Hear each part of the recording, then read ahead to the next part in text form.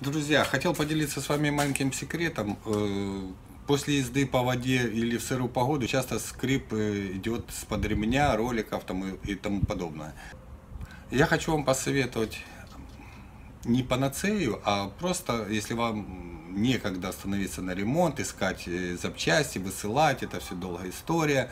Тем более, бывает, мастер один говорит, надо ремень менять, другой, а звук не прошел, и начинается потом переборка. Ролики надо менять, натяжные ролики, потом в итоге в третий раз это может быть шкив генератора там, или еще какой-то шкив.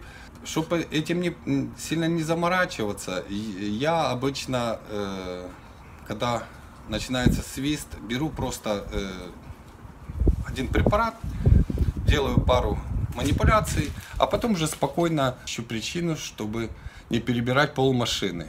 Сейчас я вам продемонстрирую, как это все будет выглядеть. Сейчас заводим машину.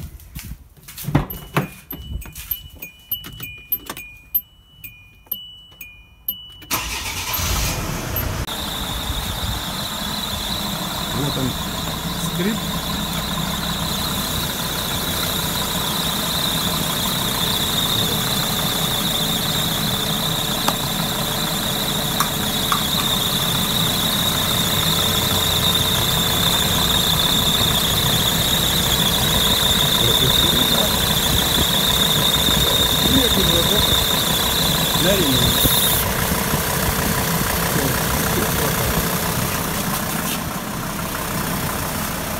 Работает тихо. Обычный силиконовый спрей, любой. Вот пару раз пшикнул, и все, и порядок. И можно не париться, ездить еще полгода, и год, и там месяц-два, когда у вас будет время поставить машину на станцию и заказать детали. Для этого надо время.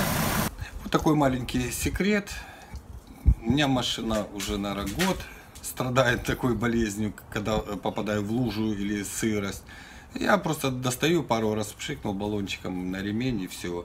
Потому что мне некогда, мне машина каждый день надо. А заниматься сейчас, тем более это не поломка, это не критично. Искать, разбираться, это все долгая история, пока некогда. А летом, когда тепло или сухо, само собой этого звука нет. Вот такой маленький секретик хотел вам рассказать.